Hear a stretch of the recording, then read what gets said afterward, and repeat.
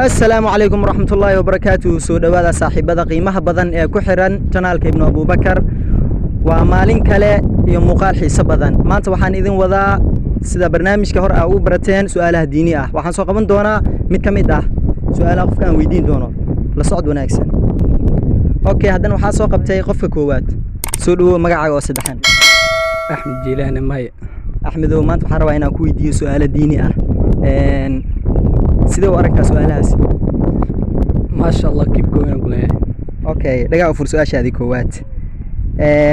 Su'aasha koowaad waxaad sheegtaa masjidka salaada lagu tukado ay u dhiganto ajar cimro ah. Haddaan kugu celiyo mar labaad, masjidka salaada lagu tukado ay u dhiganto ajar cimro ah. Waxaan filayaa inaad ka jawaabi doonto insha Allah.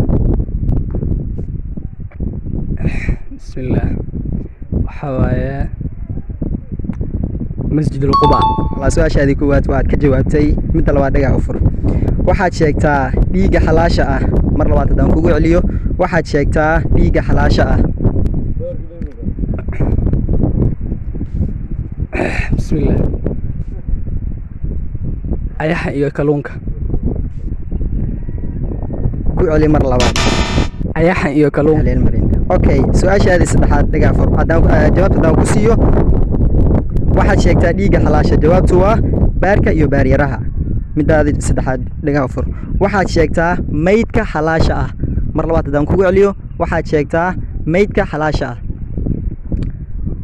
بسم الله. أيها إيو كلونك.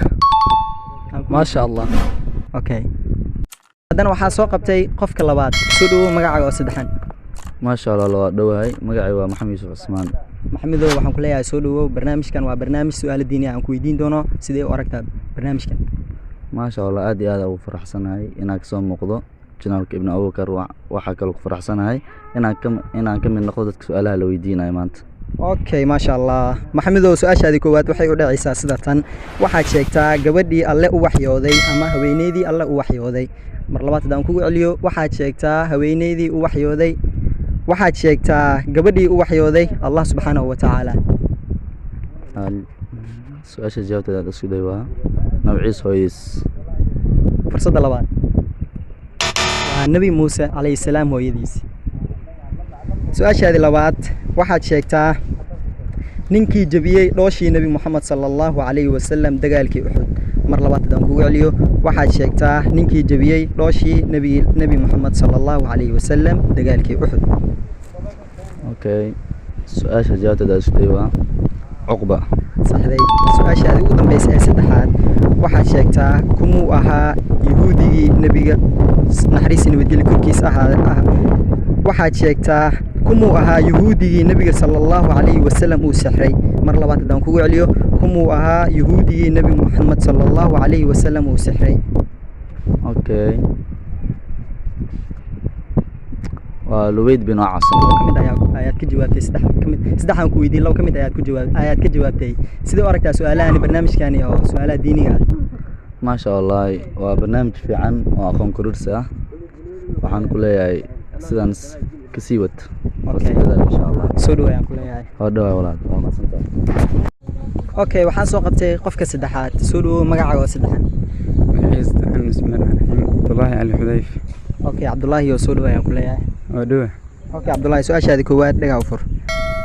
waxaad sheegtaa magaalada aan cudurka daacuunka gelin. mar labaad haddaan kugu celiyo, waxaad sheegtaa magaalada aan cudurka daacuunka gelin. بسم الله. سؤاشاش جوابتها اسكو داي وحين نقون دونتا مدينة المنورة.